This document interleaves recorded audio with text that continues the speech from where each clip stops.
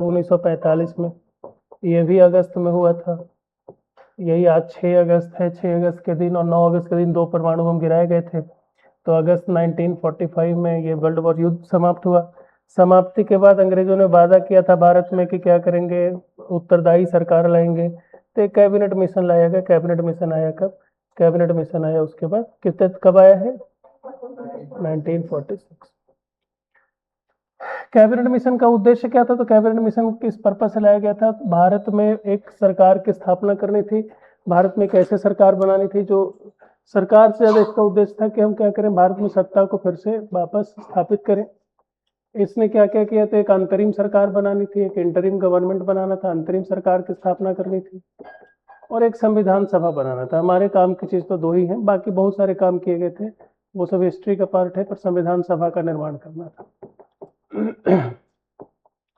तो संविधान सभा का निर्माण करने के लिए ये और अंतरिम सरकार लाया गया था। शुरू में इसको कैबिनेट मिशन को कांग्रेस ने, आईएनसी, मुस्लिम लीग ने, आईएनसी ने एक्सेप्ट किया। मुस्लिम लीग ने भी शुरू में एक्सेप्ट किया, पर मुस्लिम लीग बाद में इसको क्या कर देती है, रिजेक्ट कर देती है। उसके अपने तर्क थे। उसका तर्क क्या था रिजेक्ट करने का? रिजेक्ट करने का तर्क ये था कि भाई साहब इसमें पाकिस्तान नाम की किसी चीज की चर्चा नहीं की गई, इसमें पाकिस्तान नाम की कोई चीज की चर्चा नहीं की गई। इतनी बातें हमने पढ़ी। आपको आज पहली क्लास है क्या? कुछ कुछ बातें समझ में आ रही हैं?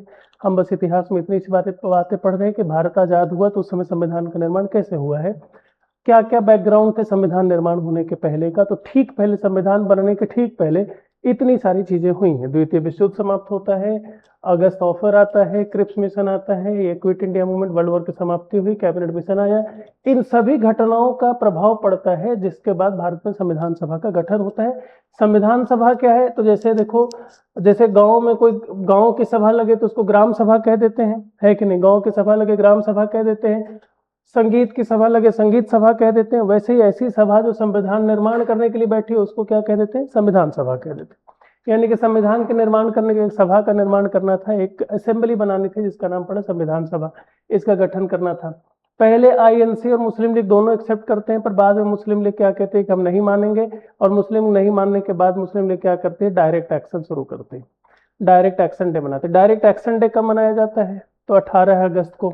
ये भी अगस्त में ही हुआ है। अगस्त 1946 में क्या हुआ, डायरेक्ट एक्शन डे मनाया जाता है। अगस्त को ना इसीलिए क्रांति का महीना कहते हैं।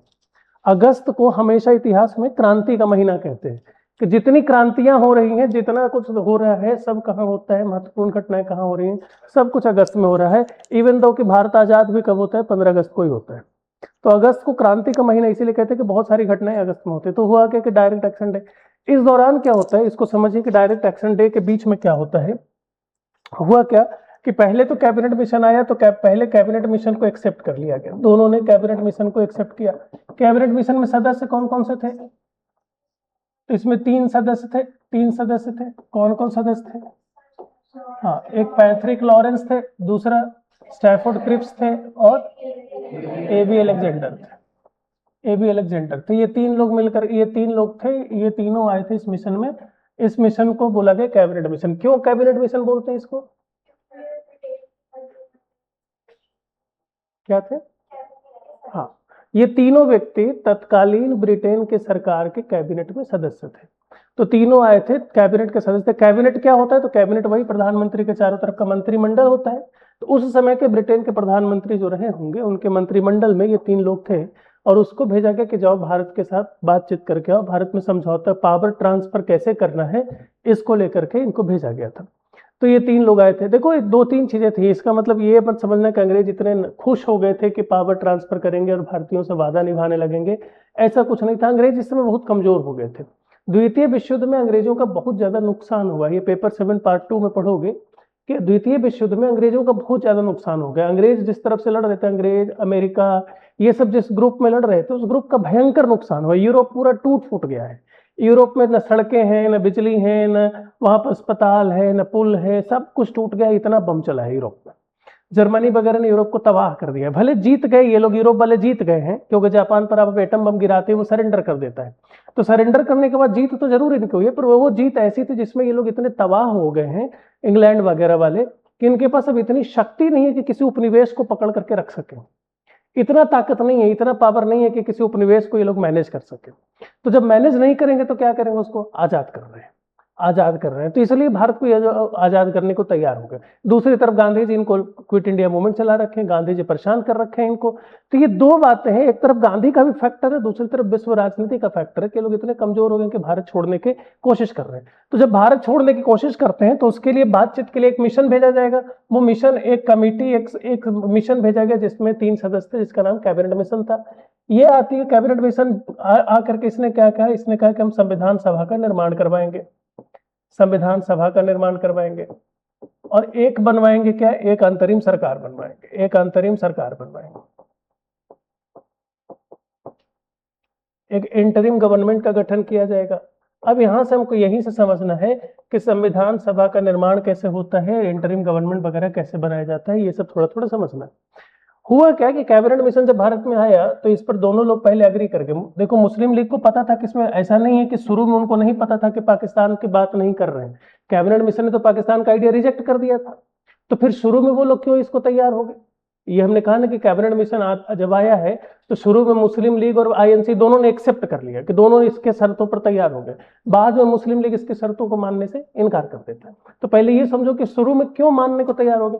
मुस्लिम लीग एकदम दो तरह के गेम खेल रही थी। वो ये कह रही थी कि पहले चुनाव करके देखते हैं, चुनाव में जाकर के देखते हैं, अगर चुनाव में हम जीत जाते हैं ठीक ठाक तो हम इसी में रहेंगे, और अगर नहीं जीतते हैं तो हम क्या करेंगे, पाकिस्तान का डिमांड बूस्ट करेंगे। ये पूरा मुस्लिम लीग का प्लान है, अब मोहम्मद अली जिन्ना का ही प्लान है। तो वो लोग क्या कहते देखते हैं अंतरिम सरकार का गठन कैसे होता है, संविधान सभा में लोग कैसे चुने जाते हैं, अगर इसमें हमारी संख्या ठीक ठाक आ गई तो हमारा पक्ष सुना जाएगा और हम इसी में रह जाएंगे, लेकिन अगर हमारी संख्या ठीक ठाक नहीं है तो हम क्या करेंगे, पाकिस्तान का निर्माण करवाएंगे। ये पूरा इनका उद्देश्य था। सो अंतरिम सरकार के गठन करने के लिए जून और जुलाई में पूरे भारत के जितने प्रांत थे, जून जुलाई 1946 में भारत के ब्रिटिश भारत, उस समय का जो भारत है उस समय ब्रिटिश भारत के प्रांतों में क्या करवाया गया, चुनाव करवाया गया। ब्रिटिश भारत के प्रांतों में चुनाव करवाया गया। जितने प्रांत उस समय 11 प्रांत 12 प्रांत थे, सभी प्रांतों में क्या करवाया गया, चुनाव करवाया गया। जितने प्रोविंसेस थे सब में इलेक्शन होता है। प्रोविंस कौन, वही बॉम्बे, मद्रास, ये सब हम लोग पढ़ चुके हैं पहले। तो उन प्रांतों में, और इतिहास में पढ़ेंगे डेप्थ में जाकर के, तो उन प्रांतों में चुनाव करवाने की बात है। इन प्रांतों में चुनाव होता है। अब यही मुस्लिम लीग यहीं पर देख रहा था कि इन चुनाव में अगर हमारे परफॉर्मेंस अच्छा रहा तो हम भाई बने रहेंगे, और अगर परफॉर्मेंस अच्छा नहीं रहा तो छोड़ करके चले जाएंगे। इसलिए उन्होंने शुरू में क्या किया, सपोर्ट किया। चुनाव होता है, इस चुनाव में भारतीय राष्ट्रीय कांग्रेस ने बहुत जबरदस्त जीत दर्ज की, बहुत जबरदस्त। बाकी कोई पार्टी टिकी नहीं, जबरदस्त जीत इनको मिलती है। मुस्लिम लीग के यहाँ पर खतर भयंकर हार हो जाती है, मुस्लिम लीग हार जाती है। मुस्लिम लीग को पता चलता है कि तो भारतीय मुसलमान भी उसके एजेंडे को सपोर्ट नहीं कर रहे। उसका एजेंडा क्या था, अलग पाकिस्तान बनाना। क्यों, क्योंकि धर्म के आधार पर वो देश बनवाना चाहते थे मुस्लिम लीग वाले। तो भारतीय मुसलमान भी उसका सपोर्ट नहीं करते थे। जहां पर मुसलमान आबादी बहुत ज्यादा थी, जैसे पश्चिमी उत्तर प्रदेश में, जैसे पश्चिम बंगाल में, जैसे लाहौर का इलाका में मुस्लिम आबादी बहुत ज्यादा थी, फिर भी मुस्लिम लीग वहां पर चुनाव क्या करती, हार जाती। तो अब मुस्लिम लीग जब चुनाव हार जाती है तो देखो, चुनाव हारने के बाद मुस्लिम लीग को लगता है भाई अब तो गड़बड़ हो गया। तो अब वो क्या करते हैं, कहते हैं हम कैबिनेट मिशन को नहीं मानते हैं। जब ये हार जाते हैं तो वो क्या करते हैं, रिजेक्ट कर देते हैं। फिर मुस्लिम लीग रिजेक्ट कर देते हैं। मुस्लिम लीग ने क्या किया, इसको रिजेक्ट करना शुरू किया। पहले तो वो इसमें समर्थन करते हैं, फिर बाद में इसको रिजेक्ट करते हैं। रीजन क्या है, चुनाव में हार गए। अगर वो चुनाव में अच्छा परफॉर्म कर देते, ये उत्तर प्रदेश में कांग्रेस के साथ उनका समझौता हो जाता, तो शायद वो मुस्लिम लीग वाले क्या करते, भारत में होते और पाकिस्तान दो भाग में नहीं बंटता। पर उस समय की राजनीति थी, कांग्रेस कही कि नहीं हम क्यों सपोर्ट करें, तुम तो कम्युनल एजेंडा लेकर के आए हो, तुम तो संप्रदायवाद फैला रहे हो, तुम तो हिंदू मुस्लिम डिवाइड का सपोर्ट कर रहे हो, हम उसके खिलाफ लड़ रहे हैं, तो हम दोनों के बीच समझौता नहीं हो सकता। और ये समझौता नहीं होने के कारण कांग्रेस भयंकर तरीके से जीत जाती है, और कांग्रेस जीत जाती है तो मुस्लिम लीग हार जाती है। मुस्लिम लीग हार जाती है तो वो कहती है कि हम क्या करेंगे, हमको अब अलग पाकिस्तान चाहिए, हम कैबिनेट मिशन को नहीं मानते हैं। तो ये पूरी कहानी हुई इस समय। इतिहास बहुत अच्छा इतिहास इस समय का, कभी पढ़ेंगे तो मिलेगा आपको। फिलहाल पॉलिटी पर आते हैं। ब्रिटिश भारत के प्रांतों में जब चुनाव हुआ तो ये चुनाव क्यों करवाया गया, चुनाव इसलिए करवाया गया कि यहाँ से देखो, हमने प्रक्रिया क्या पढ़ी थी इसके पहले चुने जाने की, हमने केंद्रीय परिषद में चुने जाने की प्रक्रिया क्या पढ़ी थी, हमने प्रक्रिया यही पढ़ी थी कि सर ना प्रांतों में चुनाव होगा, प्रोविंसेज में क्या होगा, चुनाव होगा, और प्रोविंसेज के लोग मिल करके इनडायरेक्टली चुनेंगे कहाँ, CLS में। यही पढ़े थे क्या, भारत में जो प्रक्रिया थी वही थी क्या, कि राज्यों में चुनाव होगा और राज्य में जिन विधायकों को हम चुन रहे हैं वही लोग अप्रत्यक्ष रूप से केंद्रीय मंत्रिमंडल वालों को चुनेंगे। ठीक, कैबिनेट मिशन ने यही व्यवस्था दी थी। कैबिनेट मिशन ने कहा कि जो संविधान सभा का निर्माण होगा, जो संविधान सभा का निर्माण होगा और जो अंतरिम सरकार बनेगी वो कैसे बनेगी। तो उन्होंने कहा था कि इसमें संविधान सभा और अंतरिम सरकार बनेगी तो इसमें लोग चुने जाएंगे, इसमें कुछ सांसद बैठेंगे भाई, इसमें संविधान निर्माता लोग आएंगे, लोग चुने जाएंगे, तभी तो संविधान सभा किसका होगा, लोगों की सभा होगी। कौन लोग इस सभा में बैठेंगे। सवाल तो ये भी उठता है कि सर ठीक है, कैबिनेट मिशन ने संविधान सभा बनाने का ऐलान कर दिया, कैबिनेट मिशन के अनुसार संविधान सभा बनाया जाएगा। अगला सवाल ये उठता है कि फिर संविधान सभा में कौन लोग बैठेंगे और जो लोग बैठेंगे उनको चुना कैसे जाएगा। मेरी बात समझ में आ रही है आपको कि संविधान सभा बनेगा तो संविधान सभा का उद्देश्य क्या है, संविधान निर्माण करने वाले लोगों की सभा है कि नहीं। और संविधान निर्माण करने वाले जो लोग हैं वो कौन लोग हैं और वो कैसे चुने जाएंगे, सवाल ये आया। तो ये कौन लोग हैं और कैसे चुने जाएंगे, उसका जवाब कैबिनेट मिशन ने दिया कि ये लोग जो संविधान सभा के सदस्य होंगे, संविधान सभा में संविधान निर्माण करने का काम करेंगे, इन सदस्यों का निर्वाचन अप्रत्यक्ष रूप से होगा। और कहां से होगा, इन प्रांतों से होगा।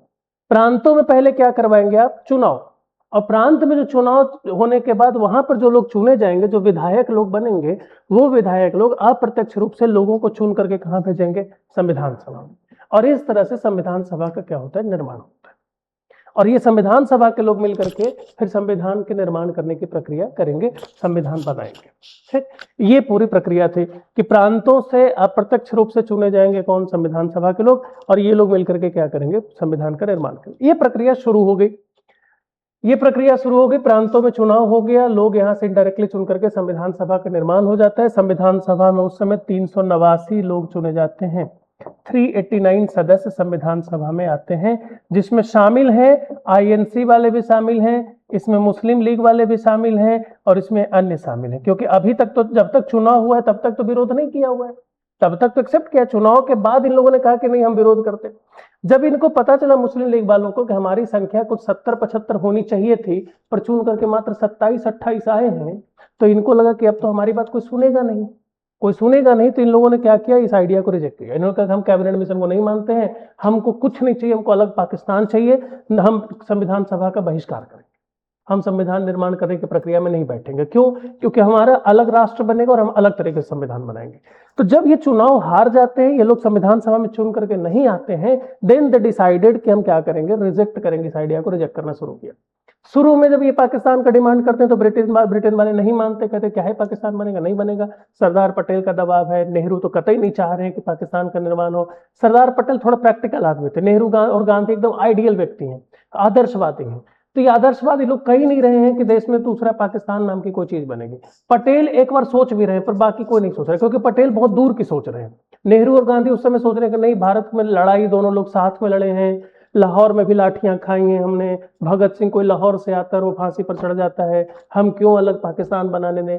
नेहरू और गांधी का ये विचारधारा, हाँ भगत सिंह वहीं से थे, लाहौर से थे। तो ये जब विचार आता है कि इस तरह से, तो भारत में बाकी लोग इसका विरोध करते पाकिस्तान निर्माण का, पर मुस्लिम लीग अड़ी हुई है पाकिस्तान का निर्माण करने पर। खैर बाय द वे ये काम शुरू हो जाता है, संविधान सभा का गठन हो गया।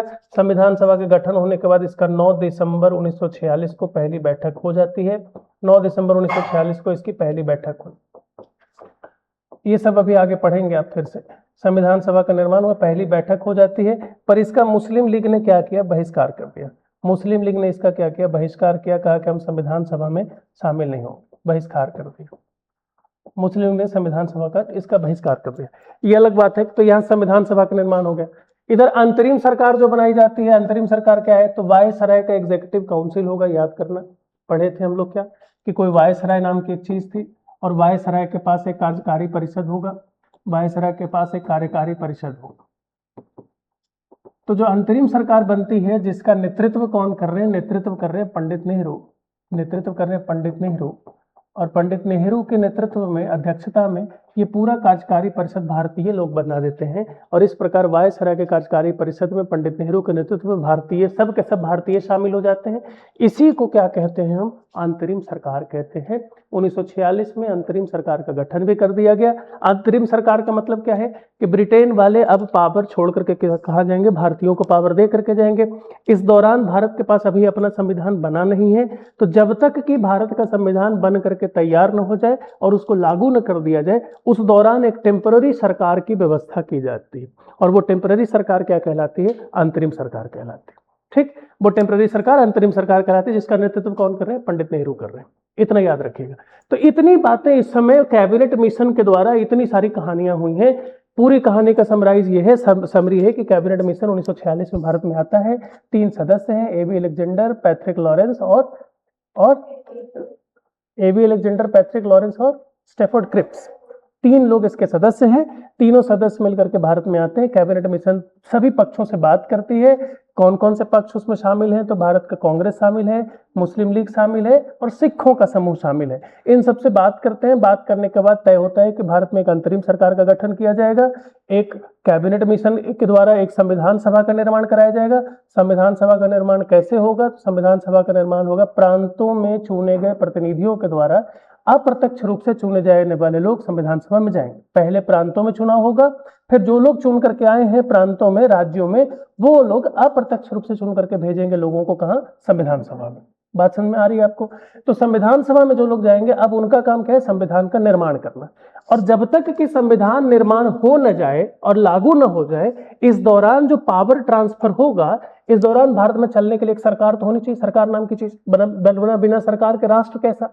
तो इस दौरान जब अंग्रेज अपने हाथ से सत्ता का हस्तांतरण भारतीयों को करेंगे, इस दौरान एक टेम्पररी गवर्नमेंट, एक सरकार बनानी है, जिस सरकार का नाम क्या है? अंतरिम सरकार है। अंतरिम सरकार है। इसका नेतृत्व कौन कर रहे हैं? पंडित नेहरू कर रहे हैं। और ये है क्या? दरअसल एक्चुअल में ये वायसराय के कार्यकारी परिषद में भारतीय, एकदम पूरी तरह से भारतीय आ जाएंगे, जिसको लीड कौन कर रहा है? पंडित नेहरू कर रहे हैं। इसी को हमने अंतरिम सरकार कहा हुआ है। अंतरिम, याद रखना, मुस्लिम लीग ने संविधान सभा का बहिष्कार कर दिया, पर मुस्लिम लीग अंतरिम सरकार में शामिल होती है। अंतरिम सरकार का बहिष्कार मुस्लिम लीग ने नहीं किया है। मुस्लिम लीग अंतरिम सरकार में शामिल है, उनके लोग उसमें मंत्री बनते हैं, मुस्लिम लीग के लोग उसमें मंत्री बनते हैं। लेकिन मुस्लिम लीग ने संविधान से निर्माण का क्या कर दिया? बहिष्कार कर दिया। क्यों कर दिया? अब ये कहोगे सर ये कैसी बात हुई कि ये मतलब बेवकूफी करेंगे, सरकार में शामिल है पर संविधान निर्माण नहीं करेंगे। इसको थोड़ा अलग से सोचिए। वो संविधान में इसलिए शामिल नहीं हो रहे हैं क्योंकि उनका कहना है कि भैया संविधान में हम शामिल नहीं होंगे क्योंकि हम तो एक अलग देश की मांग कर रहे हैं। तो जब अलग देश हमारा बनेगा जिसका नाम पाकिस्तान है, तो उसका तो अलग संविधान होगा, तो हम इस संविधान सभा में नहीं बैठे, लेकिन अंतरिम सरकार में बैठेंगे ताकि ब्रिटेन वालों से सत्ता का हस्तांतरण क्या हो? स्मूथली हो जाए।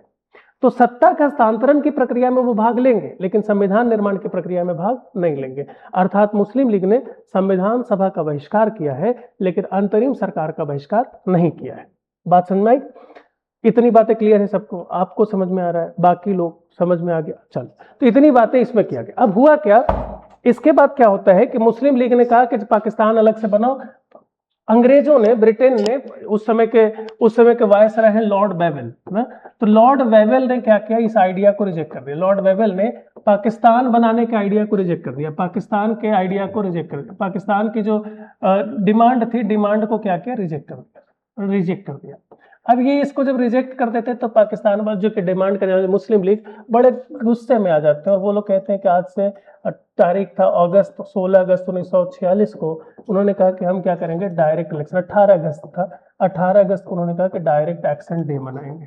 डायरेक्ट एक्शन डे का मतलब प्रत्यक्ष कार्रवाई दिवस वो लोग मनाते हैं। ये मेंस में पूछा जाता है कि प्रत्यक्ष कार्रवाई दिवस क्या था। तो प्रत्यक्ष कार्रवाई दिवस का मतलब ये था कि यहाँ पर मुसलमानों ने क्या किया? जो मुस्लिम लीग के सपोर्टर थे, मुसलमान कहने का मतलब सिर्फ मुस्लिम लीग की बात कर रहा हूँ, बहुत सारे मुसलमान मुस्लिम लीग का सपोर्ट नहीं करते थे भारत में। वो हमने देखा कि कांग्रेस जीत जाती है बहुत सारे इलाकों में, मुस्लिम लीग हार जाती है। तो मुसलमान, भारत का मुसलमान मुस्लिम लीग को सपोर्ट ऐसा है कि नहीं कर रहा है। कुछ प्रांतों में लोग नहीं कर रहे, कुछ लोग कर रहे हैं।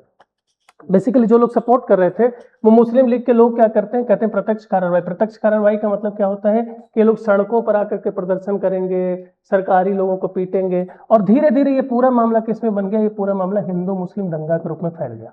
धीरे धीरे ये पूरा कैसा हो गया, हिंदू मुस्लिम दंगे के रूप में ही फैल गया। अब इसमें क्या हुआ, ऐसा क्यों किया, अब आप समझिए कि मुस्लिम लीग को सर डायरेक्ट एक्शन करना तो अंग्रेजों से लड़ते, ये हिंदू मुस्लिम दंगा क्यों करवा दिए। इसका उद्देश्य छुपा हुआ था, उद्देश्य ये था कि अगर हिंदू मुस्लिम दंगा करवाएंगे तो फिर तो ये बात रही नहीं जाएगी कि मुस्लिम लीग वाला मुसलमान है कि बिना मुस्लिम लीग वाला मुसलमान है, फिर तो हिंदू मुसलमान को पीटेंगे और मुसलमान हिंदू को पीटेंगे, जिससे वे मुसलमान जो भारत में ही रहना चाहते थे वो भी मजबूर होकर के कहाँ चले जाए, पाकिस्तान में चले जाए। इसलिए इन लोगों ने क्या किया, हिंदू मुस्लिम दंगा के रूप में ये आ गया। और जब दंगा फैल जाता है तो अंग्रेजों को अब डर होता है, भयंकर दंगा है, एक दिन नहीं कई कई दिन दंगा फैल रहा है, अंग्रेजों का भी डर हो जाता है। अंग्रेजों को लगता है कि यार पहले ही द्वितीय विश्व युद्ध के लिए पूरी दुनिया हम पर थू थू कर रही है, अब यहाँ पर हिंदू मुस्लिम दंगा हो जाएगा तो देश में हमारे रहते अगर कोई भयंकर दंगा हो तो ये पूरा ब्लेम किसके ऊपर आ जाएगा, हमारे ऊपर आ जाएगा। अंग्रेज बहुत खराब थे, बहुत खराब थे, लेकिन फिर भी उनके अंदर एक चीज अच्छी थी कि वो मानवाधिकार का क्या करते थे, उल्लंघन नहीं करते थे। मानव का अधिकार जो है, ह्यूमन राइट्स को वो क्या करते थे, प्रोटेक्ट करते थे। तो वो कह रहे थे कि दंगा कम से कम हमारे रहते तो दंगा नहीं हो। आनन फानन में लॉर्ड बेवेल को हटा दिया जाता है, लॉर्ड बेवेल को भारत के वायसराय हटा दिया जाता है और इनके जगह एक वायसराय आते हैं जिसका नाम है लॉर्ड माउंटबेटन, एक नए वायसराय आते हैं जिसका नाम है लॉर्ड माउंटबेटन। ठीक, लॉर्ड माउंटबेटन आते हैं, ये भारत में मार्च 1947 में इनको पोस्ट किया जाता है, मार्च 1947 में माउंटबेटन को भारत भेजा जाता है, माउंटबेटन भारत के वायसराय बनते हैं। और इनका काम कहते कोई इससे पहले किसी भी उपनिवेश में वायसराय नहीं रहता, ऐसा थोड़ी ना कि अंग्रेज सिर्फ भारत में थे, दुनिया के कई जगहों पर अंग्रेजों ने कब्जा कर रखा है, पूरा दुनिया लगभग अंग्रेज के कब्जे में था। तो ये लोग वहां से एक व्यक्ति जो वहां का नेवी ऑफिसर है, जो हर जगह ऑपरेशन में भाग लेता है, ऑपरेशन भाग कम लेने का मतलब कि जो कब्जा करने में, लड़ाई झगड़ा सुलझाने में इसका बड़ा बहुत महारत हासिल है, उस व्यक्ति को बेवेल के जगह, लॉर्ड बेवेल के जगह बना करके भारत में क्या भेजा जाता है, वायसराय। और ये आते ही क्या करते हैं, दोनों पक्षों से बात करते हैं, एक पक्ष है कांग्रेस, एक तरफ है मुस्लिम लीग, और दोनों को समझाने की कोशिश करते हैं। पहले मुस्लिम लीग को समझाते हैं कि देखो भाई लड़ाई साथ में लड़े हो, भारत पाकिस्तान दो देश मत बनाओ, एक ही देश में रहो, तुमको जितनी ऑटोनॉमी चाहिए उतनी ऑटोनॉमी दिलवा देते हैं, जितनी स्वायत्ता चाहिए स्वायत्ता ले लो, लेकिन रहो भारत के झंडे के नीचे। मुस्लिम लीग मानने को तैयार नहीं होती। फिर कांग्रेस को समझाते हैं कि देखो मुस्लिम लीग तो मानने को तैयार नहीं है, या तो तुम मान लो कि पाकिस्तान एक देश अलग बनेगा, नहीं तो भारत के कई टुकड़े हो जाएंगे, भारत के कई टुकड़े हो जाएंगे। और यह बात नेहरू को नहीं समझ में आती है, यह बात कि अब्दुल गफ्फार खान को समझ में नहीं आती है, ये बात पटेल को समझ में आ जाती है कि जो माउंटबेटन कह रहे हैं वो ठीक है, क्योंकि अगर नहीं बंटवारा करेंगे, अगर हम नहीं मानते हैं कि भारत और पाकिस्तान दो देश के रूप में अगर हम नहीं मानते हैं, तो शायद भारत में 50 देश बन जाएंगे, बहुत छोटे छोटे देश बन जाएंगे। 565 रियासतें हैं, 565 राजवाड़े हैं, 565 छोटे छोटे देश बन सकते थे, इतना खतरा था। तो पटेल को ये लगता है कि या तो 2 टुकड़ा एक्सेप्ट कर लो, नहीं तो फिर कम से कम तो 50 टुकड़े भारत के बनेंगे। और यह बात जब पटेल को समझ में आता है तो पटेल सबको समझाते हैं, और ये फिर बाद में कांग्रेस तैयार हो जाती है, आईएनसी तैयार हो जाती है कि ठीक है हम क्या करेंगे, देश छोड़ने को तैयार है। ठीक, तो ये पाकिस्तान बनाने को तैयार, तो आईएनसी तैयार हो जाती है। तब तक इंग्लैंड की सरकार एक घोषणा करती है, इंग्लैंड की सरकार एक घोषणा करती है कि हम क्या करेंगे, जून 1948 में इंग्लैंड की सरकार घोषणा करती है कि जून 1948 में भारत हम लोग क्या कर देंगे, भारत को आजाद कर देंगे, भारत को छोड़ देंगे। इंग्लैंड की सरकार ये घोषणा अपने संसद में, ये इंग्लैंड के संसद में इंग्लैंड की सरकार ये प्रपोजल रखती है कि जून 1948 में भारत को मुक्त कर दिया जाएगा, फ्री कर दिया जाएगा, भारत को आज़ादी मिल जाएगी जून 1948 में। लेकिन जून 1948 में बहुत टाइम है, मुस्लिम लीग को लगता है कि यहाँ तो संविधान का निर्माण हो रहा है और भारत का संविधान कुछ ऐसा बना दिया जाएगा कि मुसलमानों का सपोर्ट मुस्लिम लीग को नहीं मिलेगा, फिर उसका पाकिस्तान का एजेंडा रह जाएगा। नतीजा वो लोग दबाव बनाते हैं, फिर से दंगा भारत में फैलना शुरू हो गया है। जब आप नागरिकता वाले प्रावधान पढ़ोगे तो समझ में आएगा कि कुछ लोग भारत से पाकिस्तान जाते हैं, फिर पाकिस्तान से वापस भारत आना शुरू होते हैं। बहुत हीराकिरी मच गई है, चारों तरफ भागदौड़ मच गई है। यहाँ से लोग ट्रेन में बैठ करके जा रहे हैं, वहाँ लाशें उतरती हैं उनकी, वहाँ से लोग जिंदा ट्रेन में बैठते हैं, यहाँ पर लाशें उतरती हैं। इतना भयंकर दंगा भारत में फैल चुका है, जिसका नतीजा अंग्रेज चाहते हैं कि ब्लेम हमारे माथे पर ना आए। आनंद फानन में लोग क्या करते हैं, आनंद फानन में लोग घोषणा कर देते हैं कि नहीं, जुलाई में घोषणा करते हैं कि हम क्या करेंगे, अगस्त 1947 में भारत को पावर ट्रांसफर करके चले जाएंगे। तो जो काम जून 1948 में शुरू में सोचा गया था, वो काम आनंद फानन में क्या कर दिया गया, अगस्त 1947 में ही भारत को सत्ता दे दिया गया। जो करना था जून 1948 में, वो सत्ता भारत को अगस्त 1947 में, लगभग 1 साल पहले उन्होंने भारत को सौंप दिया। उसके पीछे की वजह क्या थी? मुस्लिम लीग की कार्यवाही, भारत में फैल रहे तेजी से दंगा, लोगों में असंतोष और मानव अधिकारों का हनन। इसलिए इन्होंने क्या किया कि तय किया, और सबसे बड़ी बात, ये अपने माथे पर ब्लेम नहीं लेना चाहते थे इन दंगों का, इसलिए उन्होंने क्या किया, पहले ही पावर ट्रांसफर कर दिया। देखो, जल्दीबाजी में कोई काम करोगे तो गड़बड़ तो हो ही जाएगा। जल्दीबाजी में उन्होंने काम किया और गड़बड़ ये हुआ कि भारत और पाकिस्तान के बीच सीमा विवाद आज तक वैसा ही। भारत और चीन का सीमा नहीं सुलझा पाए, क्योंकि भारत एक अलग देश बन रहा था ना, तो आपको इसके पड़ोसी देशों के साथ सीमा का बंटवारा तो करना पड़ेगा। आप अगर अपने किसी नए जमीन पे नया घर बनाएंगे तो पड़ोसियों के साथ अपनी बाउंड्री तो डिमार्केट करेंगे ना भाई, डिमार्क करेंगे। नहीं करेंगे तो आपके पड़ोसी कहेगा कि हमारी जमीन कब्जा लिए, या पड़ोसी आपकी जमीन कब्जा लेगा। आपको अपनी बाउंड्री तो बनानी पड़ेगी। तो भारत एक नया राष्ट्र बन रहा था, पाकिस्तान एक नया राष्ट्र बन रहा था, इसके बॉर्डर को बनाने की बहुत ज्यादा जरूरत थी, अच्छे से देखने की जरूरत थी। लेकिन जिस महीने में ये बंटवारा कर रहे हैं उसमें भयंकर बारिश हो रही है, इसलिए जा करके हर जगह बंटवारा करना तो मुश्किल था। कागज पर बंटवारा कर दिया गया, मैप बना करके बंटवारा कर दिया गया। मात्र 1 महीने का टाइम दिया गया है बंटवारा करने वाले व्यक्ति को, क्या नाम है उसका, रेडक्लिफ को। 1 महीने का टाइम दिया गया है। 1 महीने वो कैसे पूरे भारत का बॉर्डर घूम सकता था? इतना बड़ा भारत है, हर गांव में जाना और उसकी सीमाएं तय करना बहुत मुश्किल होता है। तो उसने पेपर में जहां जा पाया, नहीं तो पेपर पर बैठ करके उसने क्या कर दिया, बाउंड्री बांट करके चले गए लोग। जिसका नतीजा हुआ कि आज भी भारत पाकिस्तान, भारत नेपाल, भारत बांग्लादेश, भारत चीन, इन सभी राष्ट्रों के साथ हमारा क्या है, सीमा का विवाद है। आज सुनते हैं ना कि भारत और पाकिस्तान के बीच सीमा का विवाद है, चीन वाले भारत में घुस आ रहे हैं, भारत वाले चीन में जा रहे हैं। कभी नेपाल कह रहा है कि लिम्पियाधुरा और काला पानी हमारा है, कभी भारत कह रहा है कि वो तो उत्तराखंड का हिस्सा है। तो ये जो लड़ाई झगड़े बॉर्डर का डिस्प्यूट है वो इसीलिए है क्योंकि बहुत आनंद फानन में ये लोग देश को छोड़ करके चले जाते हैं। लेकिन देश को छोड़ करके जाना है तो एक पॉलिटिकल सिस्टम होगा, और कैसे पॉलिटिकल सिस्टम होगा, तो इन लोगों ने ब्रिटेन की संसद में जुलाई 1947 में ब्रिटेन की संसद में एक एक्ट पास किया गया। जुलाई 1947 में ब्रिटेन की संसद में एक एक्ट पास किया गया, ब्रिटेन की संसद में एक अधिनियम लाया गया, ब्रिटेन की संसद में एक अधिनियम लाया गया जिसका नाम पड़ा भारत स्वतंत्रता अधिनियम, और भारत स्वतंत्रता अधिनियम को पास किया। जब ये तय हो गया कि हम 1947 में ही छोड़ करके जाएंगे, दोनों पक्ष मान गए, तो उन्होंने भारत स्वतंत्रता अधिनियम पास किया, पारित किया, जिसका भारत स्वतंत्रता अधिनियम 1947 का पूरा नाम है। इसको कहते हैं India's independence act, India's independence act. इतनी कहानी है जो आपको जानना चाहिए। मुझे पता है कि बिना कहानी बताए भी मैं चलूंगा तो अच्छा ही लगेगा, पर इतनी कहानी है जो मुझे लगता है कि आपको जानना चाहिए कि डायरेक्ट स्वतंत्र ऐसा नहीं कि 1935 के बाद सीधे 1947 का एक्ट आ गया है। बीच में इतनी घटनाएं घटी हैं कि उसको जितनी बार पढ़ो उतना काम है, और उससे इतिहास में खूब सवाल आते हैं, उससे खूब सवाल यहाँ से आते हैं, भयंकर सवाल आते हैं। हर पेपर में 1 या 2 सवाल सिर्फ इतने दौरान के आते हैं, 1935 से लेकर 1947 में। तो उसके बीच की जितनी घटनाएं हैं उसको खूब डेप्थ में पढ़ना, मैंने कोशिश की आपको बताने की।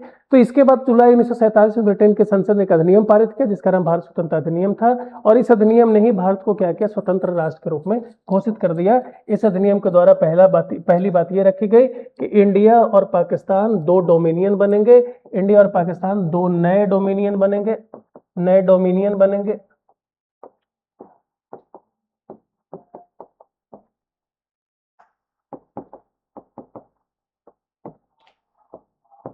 डोमिनियन बनेंगे। अब ये मेंस में सवाल पूछा हुआ है कि डोमिनियन से आप क्या समझते हैं? नया औपनिवेशिक राष्ट्र बनेगा, डोमिनियन बनेगा। भारत जब आजाद हुआ तो भारत को एक राष्ट्र बना देते, कहते कि भारत और पाकिस्तान 2 नए राष्ट्र बनेंगे, पर इन्होंने क्या किया, कहा कि 2 राष्ट्र नहीं बनेंगे, 2 डोमिनियन बनेंगे। अब ये समझेंगे कि डोमिनियन का मतलब क्या है। इसमें कई सारे प्रावधान किए गए हैं, 1947 वाले एक्ट में इतने सारे प्रावधान किए गए हैं जो यहाँ लिखा है। कह रहा है कि संविधान सभा को दोहरी भूमिका सौंपी जाएगी, भारत का विभाजन प्रदान किया गया। विभाजन का मतलब ये हुआ कि भारत को 2 भाग में बांट दिया गया, एक का नाम था इंडिया और एक का नाम पड़ गया पाकिस्तान। दो डोमिनियन बन गए, 2 डोमिनियन बन गए। ब्रिटिश सर्वोच्चता समाप्त हो गई, जाहिर सी बात है, जब दोनों आजाद ही हो गए, जब दोनों देश आजाद हो गए हैं तो काहे का ब्रिटिश सर्वोच्चता तो समाप्त होनी ही होनी है। इस एक्ट का उद्देश्य ही क्या है? इस एक्ट का उद्देश्य भारत को आजादी देना। तो जब भारत आजाद हो जाएगा तो क्या मतलब है कि भारत अपने सभी फैसले, चाहे वो आंतरिक हो चाहे बाह्य हो, भारत अपने आंतरिक और बाह्य फैसले कैसे लेगा? स्वयं से लेगा, अर्थात ब्रिटेन से पूछने की जरूरत नहीं थी। इसके पहले भारत के फैसले कौन ले रहे थे? ब्रिटेन वाले। तो जाहिर सी बात है भारत अगर अपना फैसला स्वयं लेगा, मतलब ब्रिटेन की सर्वोच्चता क्या हो जाएगी? समाप्त हो जाएगी। तो ये चीज समाप्त हो गई। ब्रिटेन की शाही उपाधि से भारत के सम्राट को उपाधि हटा दी गई, जब भारत ही उनके अधीन नहीं रहा तो काहे का भारत का सम्राट रहेंगे, ये भी हटा दिया गया। ठीक, भारत में वायसराय का कार्यालय सचिव समाप्त कर दिया गया, इसके जगह कौन आने वाले थे, प्रधानमंत्री और राष्ट्रपति का फॉर्मूला आने वाला था, तो ये वायसराय का ऑफिस और भारत सचिव दोनों समाप्त कर दिए गए। रियासतों में से किसी भी उपनिवेश में शामिल होने का स्वतंत्रता दी गई, जितने प्रिंसली स्टेट थे उनके पास बात ये रखा गया अधिकार कि वो चाहे तो भारत को ज्वाइन करें, चाहे तो पाकिस्तान को ज्वाइन करें, यह स्वतंत्र है। कुल मिला के कहने का मतलब ये है कि इंडियाज इंडिपेंडेंस एक्ट 1947 ने क्या किया, ये व्यवस्था दी कि दो डोमिनियन बनेंगे, एक का नाम था इंडिया और एक का नाम था पाकिस्तान। जो ब्रिटिश इंडिया था उसको दो भाग में बांट दिया, इंडिया और पाकिस्तान। तो तीन चीजें रही, एक इंडिया बना, एक पाकिस्तान बना। एक ऐसे कुछ राजवाड़े थे जो आजाद रहना चाहते थे, तो इन राजवाड़ों को, प्रिंसली स्टेट्स को जो राजाओं के द्वारा शासन किया जाता था, प्रिंसली स्टेट्स थे जैसे हैदराबाद है, जूनागढ़ है, हैदराबाद, जूनागढ़, जम्मू कश्मीर, कुर्ग, अजमेर, इन सब सिरोही, इन सभी राजवाड़ों को कहा गया कि आप जिसको चाहते हैं उसको ज्वाइन कर लीजिए, या तो आप इंडिया को ज्वाइन कर लीजिए या तो आप पाकिस्तान को ज्वाइन कर लीजिए, नहीं तो आप दोनों में से क्या रह सकते हैं, खुद भी आजाद एक राष्ट्र के रूप में रहते हैं। तो जम्मू कश्मीर इसीलिए शुरू में क्या रहा था, आजाद रहा था, हैदराबाद भी आजाद था, जूनागढ़ भी आजाद रह गया था। तो कई राजवाड़ों ने भारत पाकिस्तान दोनों में से किसी को नहीं चुना, कई ने भारत को चुन लिया, कई ने पाकिस्तान को चुन लिया। उस समय कुल भारत में 565 रियासतें थीं, 565 प्रिंसली स्टेट्स थे। उन 565 छोटे छोटे, 4 गांव का एक स्टेट है, 10 गांव का एक स्टेट है, छोटा सा शहर एक स्टेट बना हुआ है। तो जितने भी प्रिंसली स्टेट थे, जितने भी रियासतें थीं, उन रियासतों को ऑप्शन दिया गया कि या तो आप भारत में जुड़िए या पाकिस्तान में जुड़िए या फिर स्वतंत्र रहिए। तो 565 में से लगभग सब 562 भारत को ज्वाइन कर लेते हैं। कुछ पाकिस्तान को, जो पाकिस्तान में गए वो पाकिस्तान को ज्वाइन कर लेते हैं, लेकिन 562 रियासतें सरदार पटेल के कहने पर भारत में ज्वाइन कर लेते हैं। इसीलिए सरदार पटेल को भारत का बिस्मार्क कहा जाता है। एकीकरण उन्होंने किया, जो भारत 565 टुकड़ों में बटा हुआ था, सरदार पटेल की नीतियों के तहत वो सब एक बना करके भारत बन जाए। 3 लोगों को बड़ी दिक्कत हुई, 3 लोग थे, 3 लोगों ने नहीं ज्वाइन किया। 3 लोग कौन कौन थे, तो एक था जूनागढ़, एक जूनागढ़ था, इसको ये भी भारत में नहीं ज्वाइन किया, जो उस समय गुजरात में हुआ करता था, मतलब वर्तमान के गुजरात में है जूनागढ़। दूसरा था जम्मू कश्मीर, जो ये इसने भी आजाद रहने को कहा, और तीसरा था हैदराबाद, जो आज का हैदराबाद है। ये तीनों ने कहा कि हम क्या करेंगे, न तो भारत में जाएंगे न पाकिस्तान में जाएंगे, बाकी सब कोई भारत में चले गए, कोई पाकिस्तान में चलेगा। तो पहली व्यवस्था ये रखी इसने, राजवाड़ों को कहा।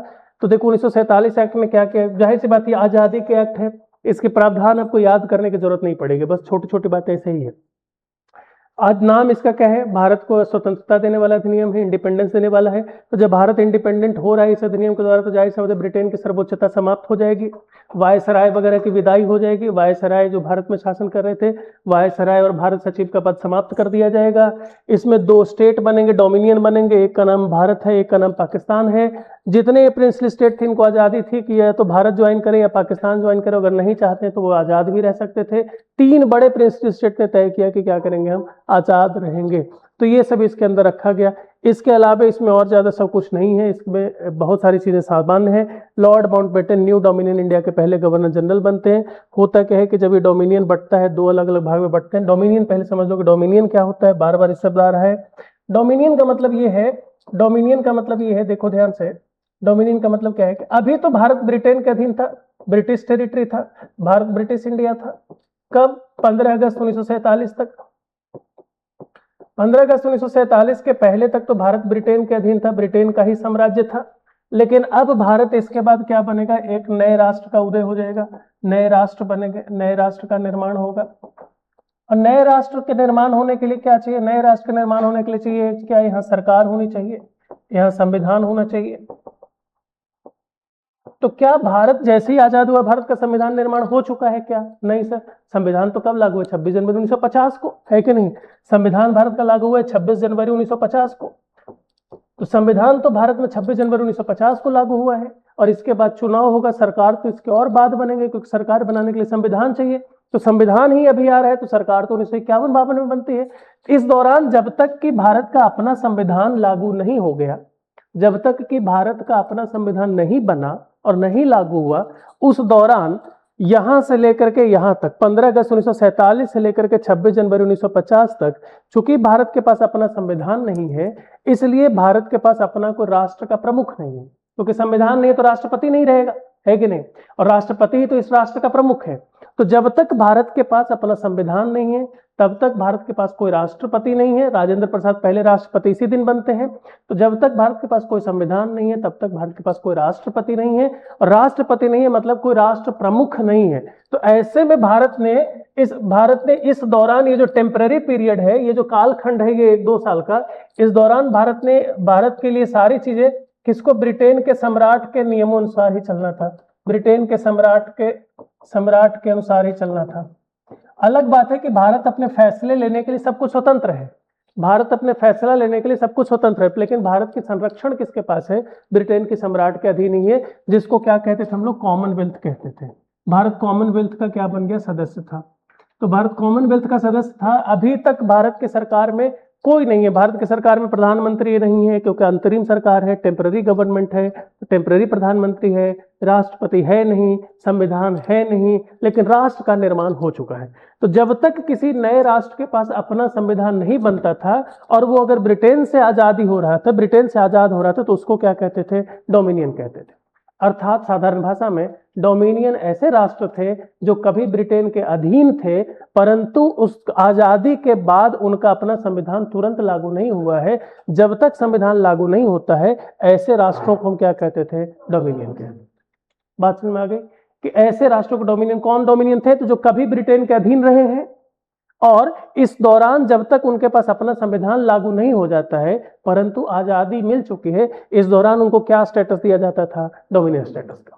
तो इस दौरान कोई क्या था कि डोमिनियन था। तो जब 2 डोमिनियन बनते हैं, जब ब्रिटेन आजाद होता है तो एक डोमिनियन का नाम क्या है, इंडिया है, दूसरे का नाम क्या है, पाकिस्तान है। इंडिया डोमिनियन है तो डोमिनियन का हेड बनाया जाता है, मतलब वायसराय जो थे अब गवर्नर जनरल बन जाते हैं, फिर से गवर्नर जनरल बन जाते हैं, जो बाद में राष्ट्रपति की भूमिका में रहा जाएगा। गवर्नर जनरल बनाया गया किसको, माउंटबेटन भारत के पहले गवर्नर जनरल बनते हैं। यहीं पाकिस्तान के गवर्नर जनरल मोहम्मद अली जिन्ना को बनाया जाता है, मोहम्मद अली जिन्ना को बनाया जाता है, ये इसके गवर्नर जनरल हैं। जबकि भारत के गवर्नर जनरल कौन बनते हैं, पहले गवर्नर जनरल माउंटबेटन। तो आपसे पूछा जाएगा कि भारत का लास्ट वायसराय कौन था, तो लॉर्ड माउंटबेटन था। आजाद भारत का पहला गवर्नर जनरल कौन था, बात समझ में आ गई। और अगर पूछे कि आजाद भारत का पहला भारतीय गवर्नर जनरल कौन था, तो चक्रवर्ती राजगोपालाचारी थे। सी गोपालाचारी आजाद भारत के पहले गवर्नर जनरल थे। आजाद भारत के, अगर कोई पूछे कि पहला भारतीय गवर्नर जनरल कौन था, तो पहला भारतीय गवर्नर, जब लॉर्ड माउंटबेटन भारत छोड़ करके चले जाते हैं तो पहला भारतीय गवर्नर जनरल बनाया जाता है किसको, सी गोपालाचारी को बनाया जाता है, सी गोपालाचारी को बनाया जाता है। बाद में ये भारत के प्रथम राष्ट्रपति भी बनने वाले थे, पर सरदार पटेल के कारण डॉक्टर राजेंद्र प्रसाद को बनाया गया था। नेहरू चाहते थे कि गोपालाचारी को भारत का पहला राष्ट्रपति बनाया जाए। इनकी बड़ी भूमिका थी, आप इतिहास में पता नहीं आपको पढ़ाया जाएगा कि नहीं, मालूम नहीं, उतना डेप्थ में जाते हैं कि नहीं, पर भारत को आजाद कराने में इनकी बड़ी भूमिका थी।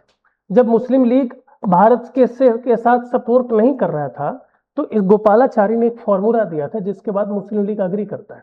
इनकी बातें दोनों पक्ष मान लेते थे, ये गांधी के चेले थे और इनके पक्ष कांग्रेस भी मानती थी और इनकी बातें गोपालाचारी भी मानती थी, मतलब दोनों पक्षों के बीच में एक ब्रिज का काम करते थे गोपालाचारी। ठीक, इन्होंने अपना एक फॉर्मूला दिया था जिसके कारण शायद भारत का डिवीजन नहीं होता, भारत का विभाजन नहीं होता, अगर इनके फॉर्मूले को सही तरीके से लोग मान लिए होते तो। गोपालाचारी फॉर्मूला उसको कहते हैं, पर जो हो गया हो गया।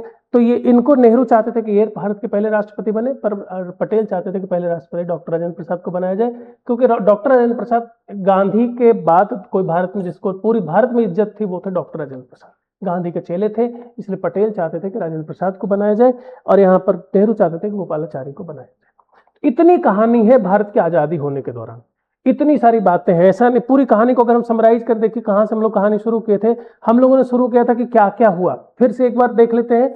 1939 से 1935 में भारत का अधिनियम आया था, गवर्नमेंट ऑफ इंडिया अधिनियम आया था, जो लगभग हमको संविधान का प्रारूप दे चुका था। उसमें 371 आर्टिकल थे, 375 आर्टिकल थे और उसमें 395 आर्टिकल थे और उसमें सर बहुत सारे 10 शेड्यूल्स थे जो लगभग संविधान के बराबर ही था। बाद में हमारे संविधान का 70% हिस्सा वहीं से आता है।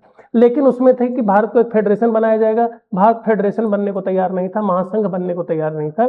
नतीजा भारत में विरोध होता है, उसके बाद बहुत सारी चीजें आती हैं। तो द्वितीय विश्व युद्ध छिड़ जाता है। द्वितीय विश्व युद्ध में अंग्रेजों को भारत से सपोर्ट चाहिए, भारत से समर्थन के लिए वो लोग अगस्त ऑफर लेकर के आते हैं, जिसमें मुसलमानों का अपीज किया जाता है, उनका तुष्टीकरण किया जाता है। उसके बाद ये जब फेल होता है तो क्रिप्स मिशन लाते हैं। क्रिप्स मिशन कौन है? सर स्टेफन क्रिप्स के नेतृत्व में क्रिप्स मिशन भेजा जाता है, ये भी भारत में फेल हो जाता है। फिर quit India movement Gandhi ji launch करते हैं। ये क्विट इंडिया मूवमेंट 8 अगस्त को लॉन्च होता है। 9 अगस्त को गांधी, नेहरू, पटेल सबको अरेस्ट करके जेल में डाल दिया जाता है। फिर क्विट इंडिया मूवमेंट का असर रहा, द्वितीय विश्व युद्ध की समाप्ति होती है। समाप्ति के बाद भारत में शासन करने लायक अंग्रेज बचे भी नहीं है और इधर कांग्रेस उनको रहने देना भी नहीं चाहती है। नतीजा वो छोड़ करके जाना चाहते हैं, पावर को ट्रांसफर करना चाहते हैं। तो पावर को ट्रांसफर करने के लिए भारत में एक कैबिनेट मिशन आता है 1946 में। 3 सदस्य हैं इसमें, एवी अलेक्जेंडर, स्टेफन क्रिप्स हैं और कौन से थे इसमें? पैट्रिक लॉरेंस थे। तो तीनों इसमें आते हैं, भारत से बातचीत होती है। बातचीत में 2 मुख्य प्रावधान रखा गया है, संविधान सभा का निर्माण होगा और अंतरिम सरकार बनेगी।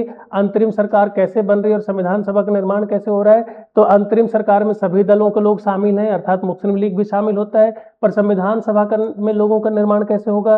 तो संविधान सभा में लोग अप्रत्यक्ष रूप से चुने जाएंगे। कहां से चुने जाएंगे? प्रांतों के विधानसभा से। उसके लिए 1945-46 में चुनाव करवा दिया जाता है और वहां से लोग चुने जाते हैं। संविधान सभा की पहली बैठक 9 दिसंबर 1946 को होती है, जिसका मुस्लिम लीग ने बहिष्कार किया। इधर मीनवाइल मुस्लिम लीग क्या करती है? डायरेक्ट एक्शन डे मनाती है। डायरेक्ट एक्शन डे का मतलब भारत में दंगा फैल जाता है। दंगा फैलने के बाद अंग्रेजों को लगता है कि पावर ट्रांसफर कर देना चाहिए। ब्रिटेन वहां से घोषणा करता है, ब्रिटेन वाले लोग घोषणा करते हैं कि जून 1948 में भारत को क्या करेंगे? सत्ता हस्तांतरित कर देंगे। सत्ता हस्तांतरित करने के लिए लॉर्ड बेवेल को हटाया जाता है। उसके लिए लॉर्ड माउंटबेटन आते हैं, माउंटबेटन फॉर्मूला लेकर के आते हैं, जिस पर कहा जाता है कि भारत और पाकिस्तान 2 राष्ट्र बनते हैं।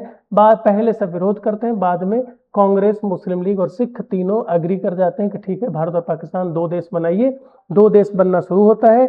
2 देश अर्थात 2 डोमिनियन बनते हैं। इस डोमिनियन को बनाने के लिए और भारत को आजादी देने के लिए एक एक्ट पास किया गया, जिस एक्ट का नाम क्या था? इंडिया इंडिपेंडेंस एक्ट, भारत स्वतंत्रता अधिनियम। और भारत स्वतंत्रता अधिनियम के इतने सारे प्रावधान थे। इसमें पहली लाइन को मैंने अभी तक छोड़ दिया था, बाकी सारे लाइन को मैंने पढ़ा दिया। क्या क्या था? भारत का विभाजन हुआ, भारत और पाकिस्तान 2 डोमिनियन बनते हैं। भारत के लिए वायसराय का कार्यालय और सचिव कार्यालय समाप्त कर दिया गया।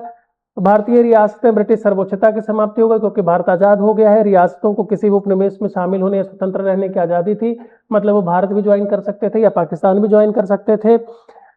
भारत ब्रिटिश शाही उपाधियों से भारत के सम्राट की उपाधि हटा दी गई। ब्रिटेन के राजा को जितनी उपाधि तो उसमें से एक उपाधि भारत का सम्राट का भी था। अब ये भारत के सम्राट नहीं रहे हैं। Lord Mountbatten new dominion India के पहले गवर्नर जनरल बनते हैं। भारत का पहला गवर्नर जनरल कोई पूछे आजाद भारत का तो लॉर्ड माउंटबेटन थे, पर पहला भारतीय गवर्नर जनरल कौन बने थे? चक्रवर्ती राजगोपालाचारी बने थे ना। ये पहली लाइन मैंने इसलिए छोड़ दी थी कि देखो, संविधान सभा को दोहरी भूमिका सौंपी गई। इसका मतलब समझिए कि क्या दोहरी भूमिका है। दोहरी भूमिका ये थी संविधान सभा के पास कि अभी संविधान सभा का गठन क्यों किया गया है। अभी अगला चैप्टर में हमको यही सब पढ़ना है कि संविधान सभा का गठन, इसका उद्देश्य क्या था। इसका उद्देश्य था सर संविधान का निर्माण करना। इसका उद्देश्य था संविधान का निर्माण करना, संविधान का निर्माण करना। ठीक, कि फ्रेमिंग ऑफ कॉन्स्टिट्यूशन ही इनका क्या था? ऑब्जेक्टिव था। पर हुआ क्या कि ये तो जाना था कब? 1946 में संविधान सभा का गठन होना था और जून 1948 में पावर का ट्रांसफर होना था। यही तो टाइम फिक्स किया गया था, जो फिक्स टाइम था यही। इस दौरान लगभग 2 साल का वक्त दिया गया था कि 2 साल में क्या करिए, संविधान बना करके रख दीजिए। और 2 साल में संविधान बन भी जाता। इतना बड़ा कोई संविधान बनाना ही नहीं था। क्यों? क्योंकि भाई गवर्नमेंट ऑफ इंडिया एक्ट 1935 था, इसने सारा कुछ बना करके दे दिया था।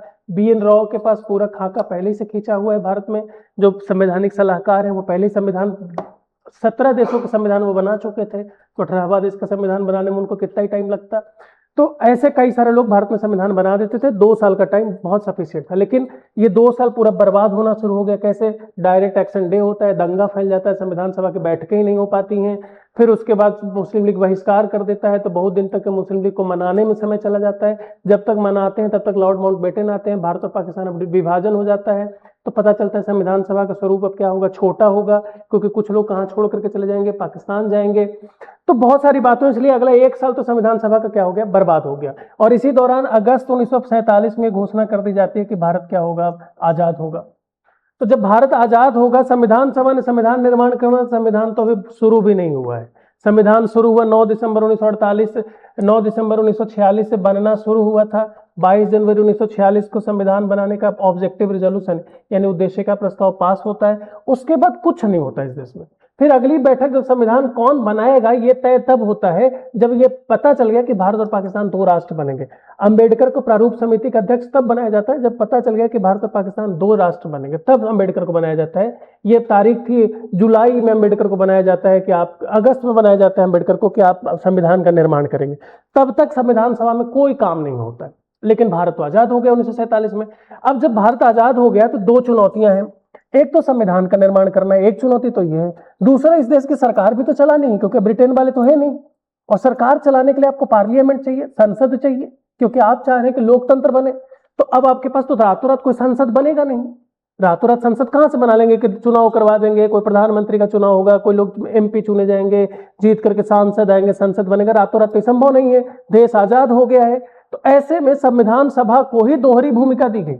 एक भूमिका तो इनका पहले ही था कि टू फ्रेम द कॉन्स्टिट्यूशन, और इनका दूसरी भूमिका तय किया गया कि आप आजाद भारत के प्रथम संसद के रूप में काम करेंगे। आजाद भारत के प्रथम संसद के रूप में काम करेंगे, क्योंकि आजाद भारत में एक अंतरिम सरकार है लेकिन संसद तो नहीं था। तो कहा गया कि आजाद भारत के प्रथम संसद के रूप में भी क्या करेंगे, काम करेंगे। तो संविधान सभा को इस इंडिपेंडेंस एक्ट में 2 भूमिकाएं दे दी। एक भूमिका दी संविधान के निर्माण करने का, और दूसरी भूमिका दी आजाद भारत के प्रथम संसद के रूप में। ये बात समझ में आ रही है? तो इसकी दोहरी भूमिका हो गई कि अब सिर्फ संविधान का निर्माण ही नहीं करना है भैया, बल्कि संसद के तौर पर भी काम करना है। आपको कि सर इसमें अंतर क्या होता था? देखो, आप समझो संविधान क्या कहता है। संविधान कहता है कि किसी भी SC ST वाले व्यक्ति के साथ छुआछूत नहीं करेंगे। आर्टिकल 17 कहता है, भारत के संविधान का 17 कहता है कि किसी भी SC ST या किसी ऐसे व्यक्ति के साथ छुआछूत की प्रैक्टिस नहीं होगी, अस्पृश्यता नहीं होगी, अनटचेबिलिटी नहीं कर सकते। लेकिन सिर्फ इतना कह देने से अनटचेबिलिटी रुक जाएगा क्या? नहीं, उसके लिए तो एक्ट भी बनाना पड़ेगा ना, उसके लिए सजा का प्रावधान करना पड़ेगा ना। सजा का प्रावधान कौन करता है? संसद करता है, संविधान थोड़ी करता है।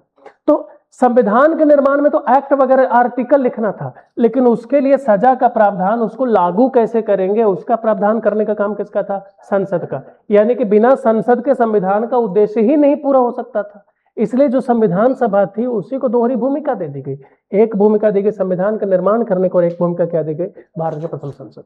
तो जो पहली लाइन ये कह रहा है कि आजाद भारत के प्रथम संसद के रूप में भूमिका सौंपी गई, इसका मतलब यह है कि संविधान का निर्माण भी करना है और विधायी प्रक्रिया यानी कानून का भी निर्माण करना है।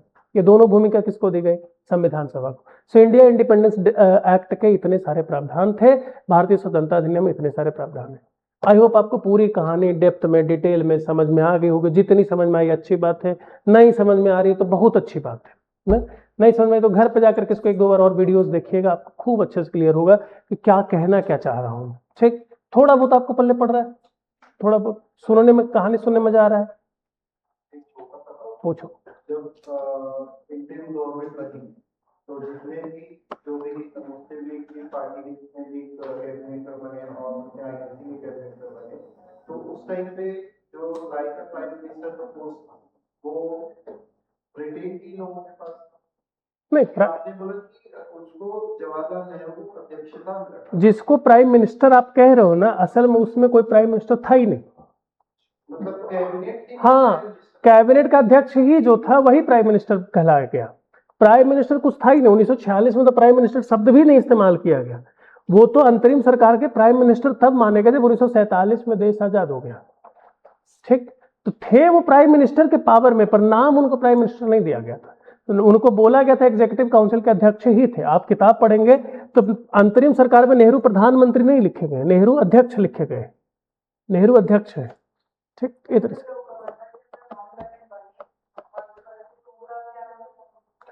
जैसे एक तरह से एक फादर फिगर होना बहुत जरूरी था। एक राष्ट्र अभी तुरंत आजाद हुआ है, उसको अपनी नीतियां बनाने की जरूरत है, उसको ब्रिटेन से बहुत सारी चीजें लेने की जरूरत थी। जैसे भारत रातों रात आजाद होगा तो बंटवारा सिर्फ इतना थोड़ी होता कि बाउंड्री खींच दिए।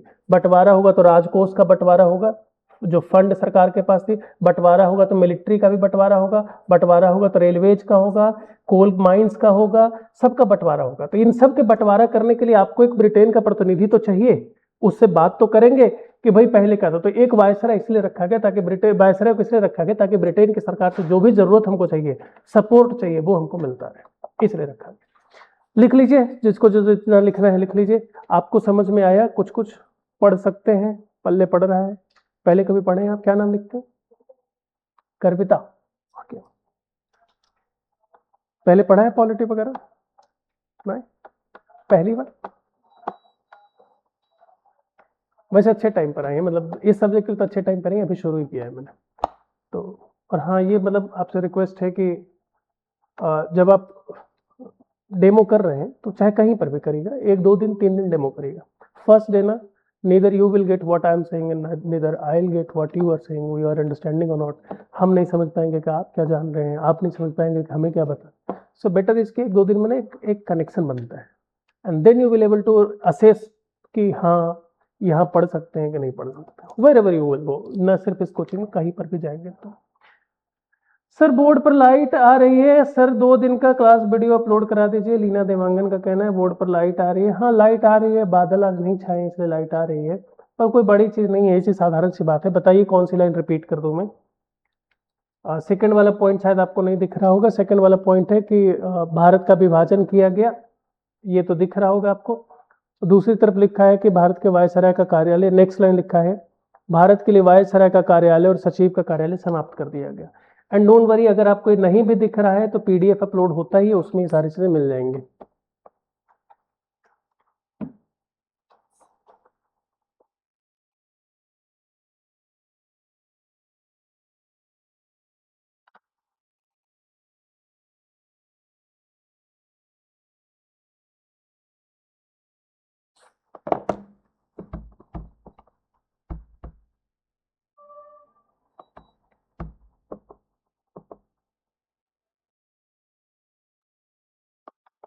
तो पॉलिटिकल पार्टी के बारे में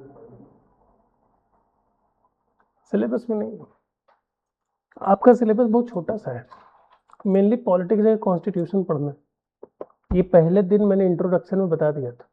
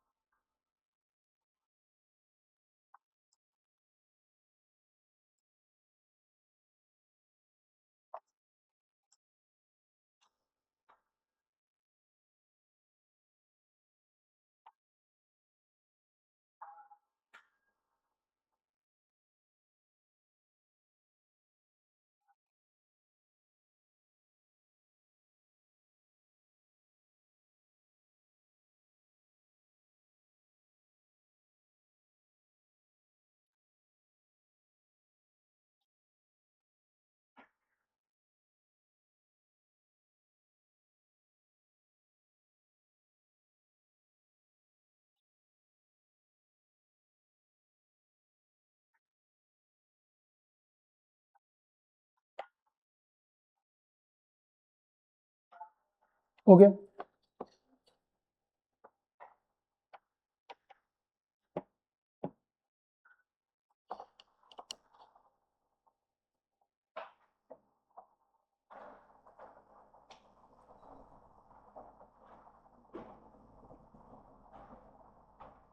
मेरे पहले लास्ट क्लास कौन से थे? मेरे पहले वाली क्लास कौन सी थी? जी लैंग्वेज कैसे चल रहा? कैसे चल रहा? अच्छा चल रहा? चल, रुकना है।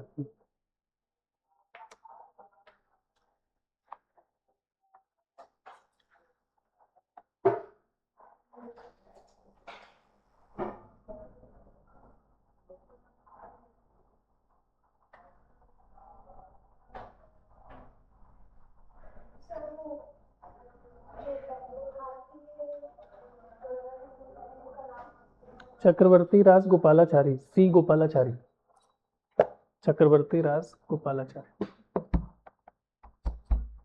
ये कहानियां बहुत इंपॉर्टेंट है, आपको पता चलेगा। देखो मैं एक बात बता दे रहा हूँ, मतलब आप यहाँ लोगों से बात करोगे तो मिल जाएगी ये कहानी सुनने में, कि जितना मैं बोर्ड पे लिखवा रहा हूँ या कॉपी में लिखवा रहा हूँ शायद उससे क्वेश्चन कम आएगा, पर वो लोग बताएंगे सर जितना क्लास में बोल जाते हैं ना उससे ज़्यादा क्वेश्चन आपको एग्जाम में मिलेगा। इसलिए मैं कहता हूँ कि आप वीडियोस 2-3 बार देखिएगा, कि मैं क्लास में जितना बोल गया हूँ अभी आकर के लगभग 1 घंटा में लगातार धारा प्रवाह आपको समझाया हूँ, उस दौरान उसमें से इतने सवाल मिलेंगे। आप आज से कोई 4-5 एग्जाम जाकर के दे करके आइए, हर एग्जाम में 1-2 सवाल सिर्फ इतने में से मिल जाएगा जितना मैं बोला हूँ। लिखवाया वाला में तो शायद ही मिले, पर जितना मैं बोला हूँ आज की क्लास में इसमें से बहुत सारी चीजें मिल जाएंगी। तो what you have to do कि इस वीडियोज को 1-2 बार जाकर के देखिए, और 1-2 बार जब देखेंगे तो आपको छोटा सा शॉर्ट नोट्स बन जाएगा कि क्या क्या कहानियां मैंने बीच में बना दी हैं इतनी सारी। ये आप देखेंगे तो आपको पता चलेगा कि क्या क्या चीजें हुई हैं। खैर, जैसे कई बार एग्जाम में यही पूछ लिया जाता है, कई बार एग्जाम में यही पूछ लिया जाएगा कि जो संविधान सभा है उसमें कितने सदस्य थे। अभी मैंने तो नहीं लिखवाया, पर ये आपने लिखा भी नहीं होगा, आगे लिखवा दूंगा जरूर। पर संविधान सभा में उस समय 389 सदस्य थे। 389 में कितने कांग्रेस के थे, कितने मुस्लिम लीग के थे, कितने कहीं से थे। तो ये सब अलग अलग बातें हैं जो आपको समझना है कि कहाँ कहाँ से आते हैं, ये अभी समझना पड़ेगा। तो बहुत सारी चीजें इसमें हैं जो मैं बोल गया हूँ, आप उन वीडियोस को देखेंगे आपको भी कहानी की तरह याद हो जाएगा। कोई ऐसा रॉकेट साइंस नहीं है, सब कहानी की तरह याद होगा। फिर इतिहास पढ़ेंगे, मॉडर्न हिस्ट्री पढ़ेंगे तो बहुत ज्यादा याद हो जाएगा। अब आपसे एक छोटा सा रिक्वेस्ट है कि आपको क्या करना है, होमवर्क करना है। होमवर्क ये करना है कि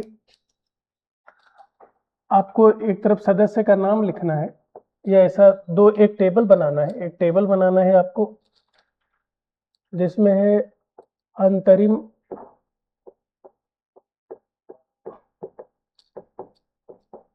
सरकार में विभाग,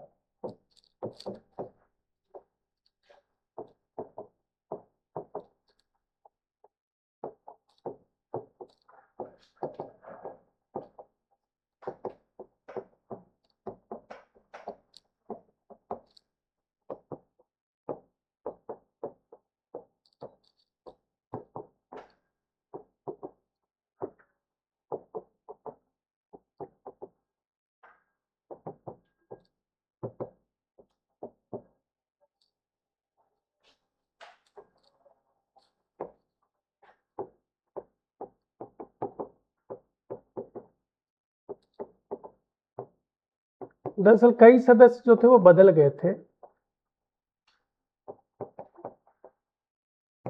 मैं बता रहा हूँ कि आपको क्या करना है इसमें।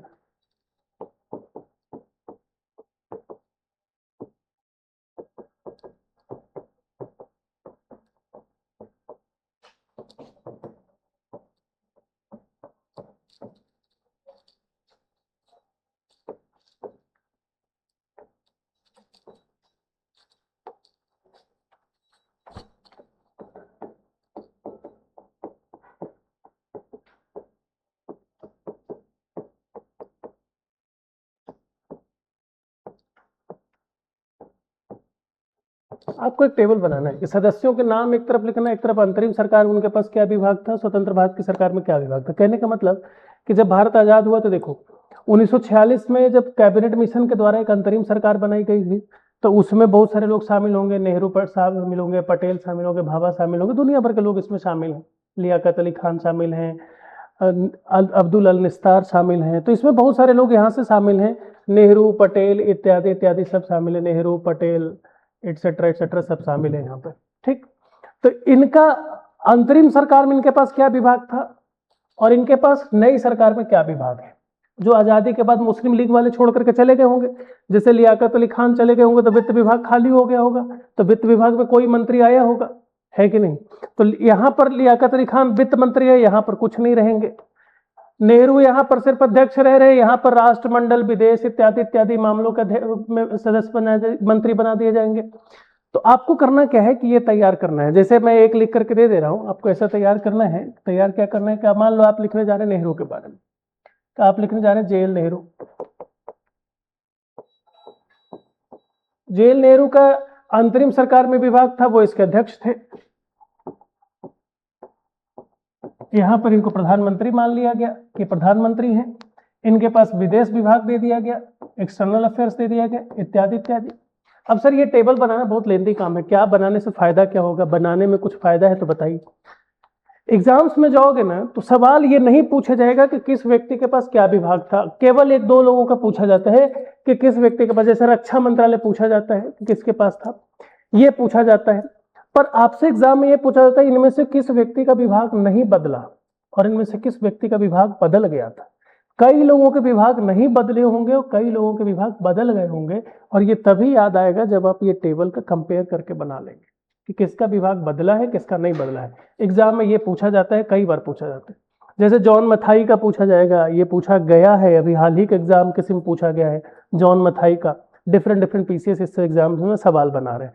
तो यू हैव टू डू कि आपको एक टेबल बना लेना है ऐसा घर पे बढ़िया सा, गूगल कर करके, इंटरनेट लेकर के, नहीं बन पाए तो हमसे पूछ करके, पीडीएफ लेकर के आपको ये बना लेना है। टेबल ये बनाना है, आपकी कॉपी में होना चाहिए। नेक्स्ट क्लास में अपन चेक कर लेंगे इस टेबल को, ठीक है। ये टेबल बनाइएगा, बहुत काम की चीज़ है ये। जब एग्जाम में सवाल सामने दिखेगा तब याद आएगा कि किसी ने कहा था कि टेबल बना लो और हमने नहीं बनाया था, तो आपको बना लेना पड़ेगा, ठीक, बनाना पड़ेगा, उसके बाद ही हो। क्लियर, इतनी बात समझ में आ रही है। खैर, तो आपको ये काम करना है कि इतनी चीजें करनी। भारत में सरकार आज़ाद हो गई। कुल मिलाकर के ये है कि ये चैप्टर फिनिश हो गया है। इस चैप्टर में भारत के जो हिस्टोरिकल बैकग्राउंड था, ये वाला चैप्टर तो हो गया खत्म। जितना बोर होने वाला पोर्शन था वो हो गया है खत्म, ठीक, बोर होने वाला पोर्शन हो गया खत्म। अभी यहाँ से बड़ा इंटरेस्टिंग पोर्शन शुरू होता है कि संविधान का निर्माण होता है, संविधान सभा का गठन होता है। नेक्स्ट चैप्टर जो हमको पढ़ना है भारतीय संविधान का निर्माण। ये पूरा फैक्चुअल चैप्टर है, इसमें डेटा याद करना पड़ेगा। भारतीय संविधान का निर्माण,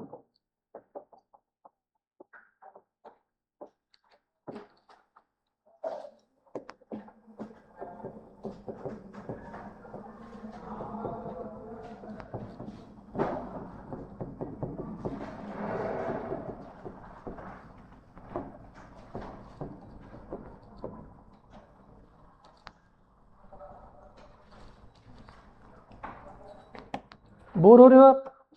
हाँ लग तो रहा है, शक्ल देख के लग रहा है कुछ नहीं पल्ले पड़ रहा है, जबरदस्ती हाँ कह रही हैं। हाँ आगे से था इसलिए, ठीक बात है, कोई बात। संविधान का निर्माण कौन करेगा? तो संविधान सभा के द्वारा किया जाएगा।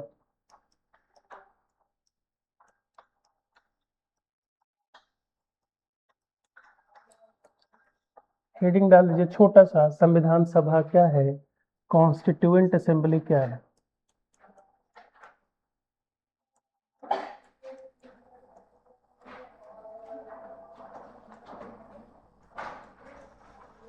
एक बार इतना बड़ा नाम लिखेंगे हम लोग, फिर आगे से हमेशा CA लिख करके काम चला लेंगे, मतलब कॉन्स्टिट्यूएंट असेंबली लिख लीजिए। पहले हिंदी में फिर अंग्रेजी में।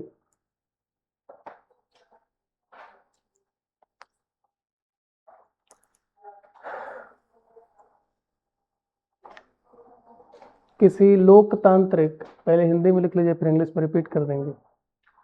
किसी लोकतांत्रिक,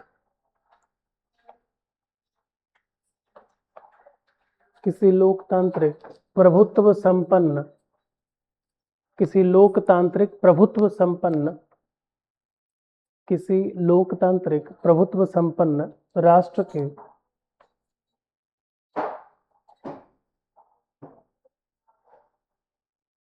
संविधान के निर्माण का कार्य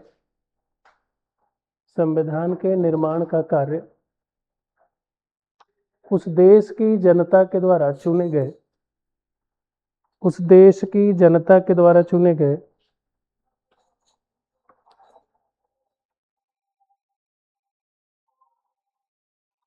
प्रतिनिधियों के निकाय द्वारा किया जाता है। प्रतिनिधियों के निकाय के द्वारा किया जाता है।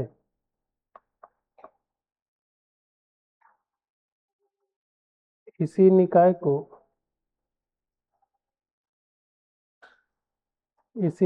को संविधान सभा कहते हैं। इसी निकाय को संविधान सभा कहते हैं।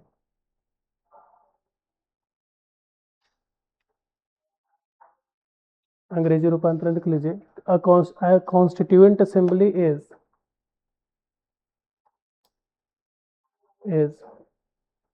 a body of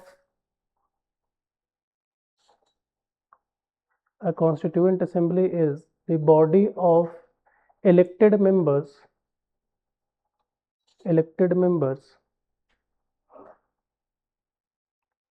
by the people of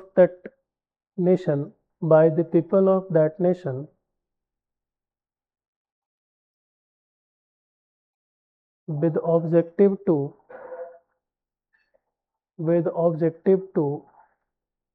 frame the constitution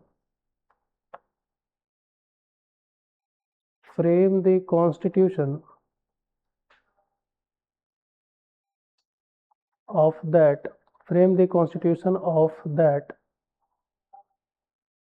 democratic sovereign state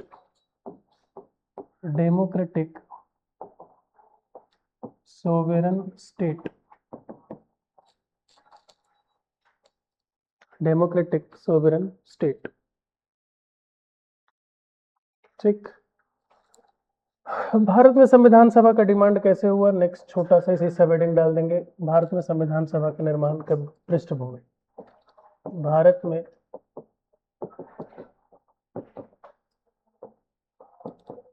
संविधान सभा की पृष्ठभूमि,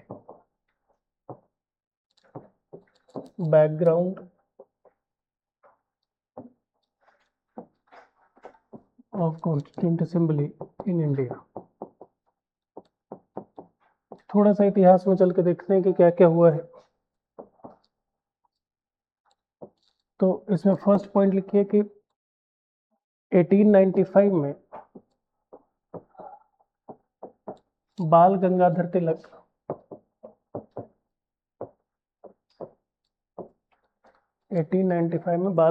तिलक ने पहली बार संविधान निर्माण की मांग की। पहली बार संविधान निर्माण की बात की।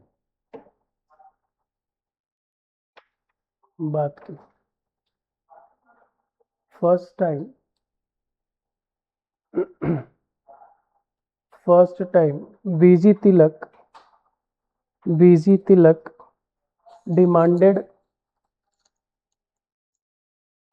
demanded the making of constitution in 1895.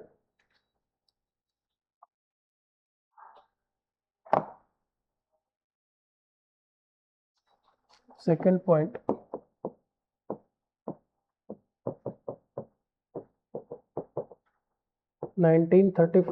संविधान सभा के निर्माण की प्रथम मांग तत्कालीन वामपंथी नेता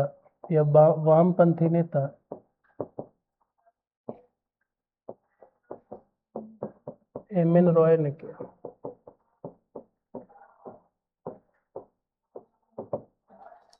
In 1935, the leftist leader M.N. Roy, 34. In 1934, leftist leader M.N. Roy, 34, leftist leader in 1934, leftist leftist leader M N Roy demanded the making of constituent assembly first time in India.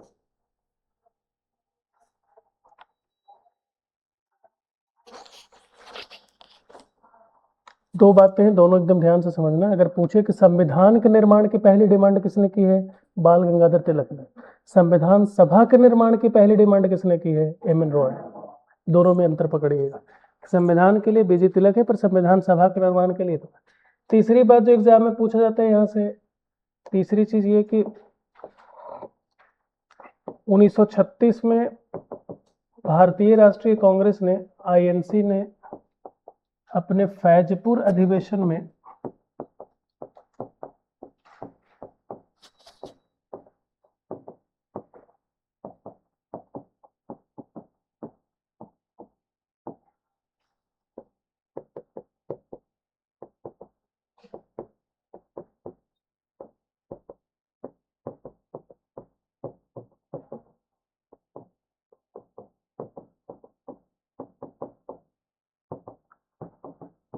अंग्रेजी रूपांतरण in 1936 first time Indian National Congress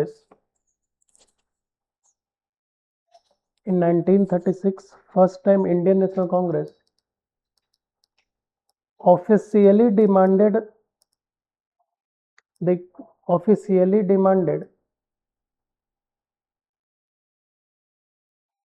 the Constituent Assembly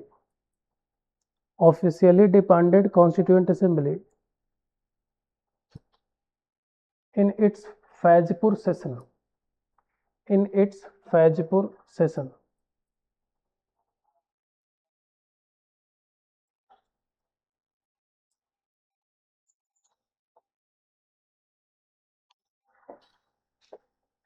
1938 Pandit JL Nehru ने कांग्रेस की ओर से यह मांग की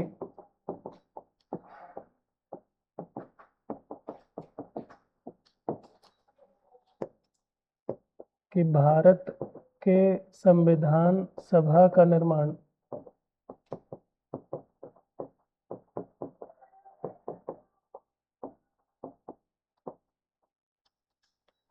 सार्वभौमिक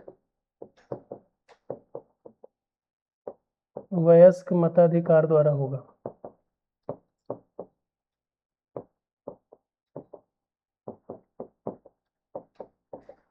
In 1938 Pandit Nehru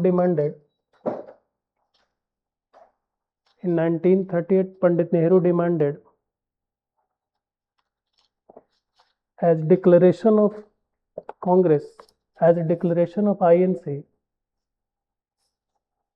Pandit Nehru demanded as a declaration of INC that the India's Constituent Assembly, as a declaration of INC that India's Constituent Assembly will be formed by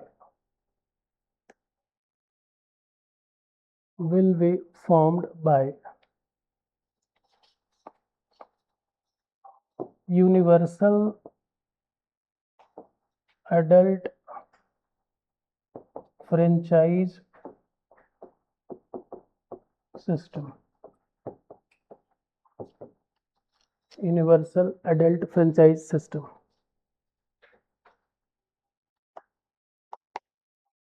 समझाते हैं कि क्या क्या चीजें हैं, बस एक आध लाइन और लिख लेते हैं हम लोग। देन फिफ्थ पॉइंट ये 1940 अगस्त ऑफर के द्वारा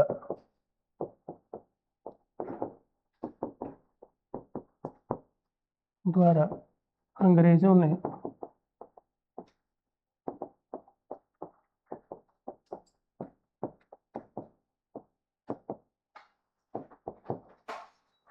नेहरू की इस मांग को स्वीकार कर लिया।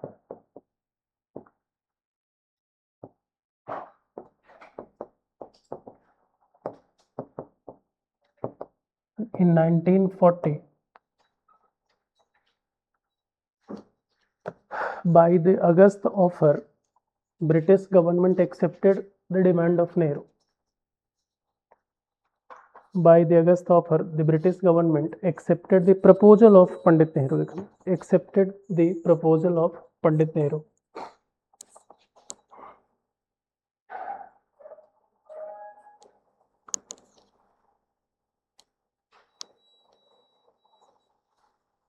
और फिर 6th पॉइंट 1946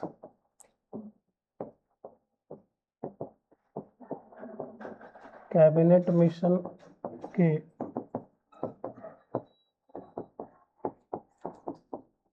प्रावधानों के तहत संविधान सभा का निर्माण किया गया। 1946 the cabinet mission provided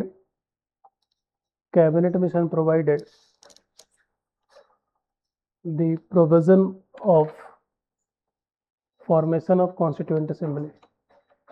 Provided the provision of formation of constituent assembly. Provisions for formation of constituent assembly.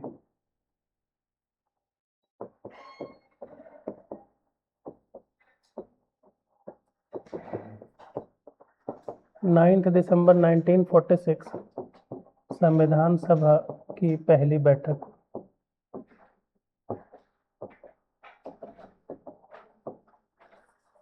First sitting of constituent assembly on 9th December 1946। First sitting of Constituent Assembly on 9th December 1946।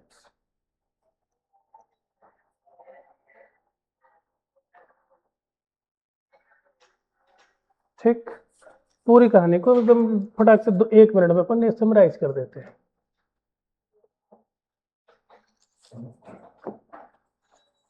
मैंने पहले ही बताया था आपको कि कांग्रेस का जब स्थापना हो गया तो भारत में लोग अब जागरूक हो चुके हैं। भारत में लोग अब अपने पॉलिटिकल राइट्स की डिमांड अंग्रेजों से करना शुरू कर चुके हैं। आपको मैंने बताया था दादा भाई नौरोजी के बारे में बताया था। तो भारत में लोग अपने पॉलिटिकल राइट्स का डिमांड करना शुरू कर चुके हैं और उसी डिमांड में पहली बार बीजी तिलक ये डिमांड करते हैं कि भारत में क्या होना चाहिए, अपना एक संविधान का निर्माण होना चाहिए। तो संविधान के निर्माण की पहली बात डिमांड किसने की? बाल गंगाधर तिलक ने किया और ये बहुत पहले 1895 में कर दिया। फिर ये बात चलती रही। गांधी भी 1922 के गया अधिवेशन में गांधी भी इस बात पर सहमति जताते हैं कि संविधान सभा का गठन होना चाहिए, पर ऑफिशियली कांग्रेस ने नहीं एक्सेप्ट किया हुआ है। मीनवेल 1934 में एक वामपंथी नेता है, लेफ्टिस्ट लीडर है, और वामपंथी नेता एमएन रॉय ने डिमांड किया कि भारत में संविधान सभा का गठन हो, तभी संविधान का निर्माण हो पाएगा। हम एक अपना संविधान तब बनाएंगे जब हमारे पास एक अपना संविधान सभा होगा। सो पहली बार संविधान सभा के निर्माण की डिमांड एमएन रॉय ने किया। ये कई बार पूछा जाता है, बड़ी इंपॉर्टेंट सवाल है, किसने डिमांड किया था? लोगों को लगता है नेहरू होंगे, गांधी होंगे, पटेल होंगे, पर ऐसे कोई नहीं है, बल्कि कौन है? एमएन रॉय है, लेफ्टिस्ट लीडर है। अब वामपंथी क्या होता है ये कल चर्चा कर लेंगे। फिर कांग्रेस ने भी इस बात को आगे बढ़ाई और आधिकारिक रूप से संविधान सभा की डिमांड इस बार कांग्रेस ने अपने जो हर अधिवेशन के बाद कांग्रेस का ऑफिशियल आधिकारिक डिमांड का जो पत्र आता था उसमें आधिकारिक डिमांड में कांग्रेस ने भी कहा कि संविधान सभा का निर्माण होगा। अगले 2 साल में पंडित नेहरू ने यह कह दिया कि निर्माण होगा और कैसे होगा, तो यूनिवर्सल एडल्ट फ्रेंचाइज के द्वारा होगा, मतलब पूरे भारत के लोग वोट करेंगे और उसमें से चुन करके वो अपने प्रतिनिधियों को भेजेंगे और वो प्रतिनिधि चुन करके संविधान सभा का निर्माण करेंगे। तो ये नेहरू ने डिमांड किया। चूंकि आज यहाँ पर द्वितीय विश्व युद्ध छिड़ चुका है, अंग्रेजों को भारत का सपोर्ट चाहिए था, तो भारत के हर डिमांड मांगने को तैयार थे, इसलिए एक और डिमांड मान लिया। अगस्त ऑफर, मैंने आपको पहले ही बताया, 1940 में अगस्त ऑफर में डिमांड मान लिया गया। Then comes cabinet mission. 1946 में 3 सदस्यीय कैबिनेट मिशन आती है जिसने प्रावधान तय किया कि भारत में संविधान सभा कैसे होगा। अभी 15 मिनट पहले हम लोगों ने देखा और 9 दिसंबर 1946 को इसकी पहली बैठक हो जाती है। यहाँ से आगे की कहानी कंटिन्यू करेंगे कल, और इसमें पढ़ेंगे कि संविधान सभा बना क्या, संविधान सभा का काम क्या था, कितने सदस्य थे, कौन सदस्य कांग्रेस से आए, कौन सदस्य मुस्लिम लीग से आए, क्यों मुस्लिम लीग ने विरोध किया, कांग्रेस ने क्यों इसको सपोर्ट किया, कब कब इसकी बैठक हुई, प्रमुख तारीखें क्या क्या हैं, कब डॉक्टर अंबेडकर को कहा गया कि आप संविधान का निर्माण करिए, इत्यादि इत्यादि इसमें पढ़ना है। तो कल बाकी चीजें खत्म करेंगे, इसको कल पढ़ेंगे। आज इतना ही, मिलते हैं। कोर्स में वो बात तो ठीक ही लग रहा होगा, ठीक ही लग रहा होगा। पढ़ेगा, इसके अलावा कोई दूसरा चारा नहीं है, इतना ही पढ़ना है। खाली वन लाइनर पढ़ करके तो व्यापक में नहीं कर पाओगे, पीएससी तो छोड़िए, है कि नहीं?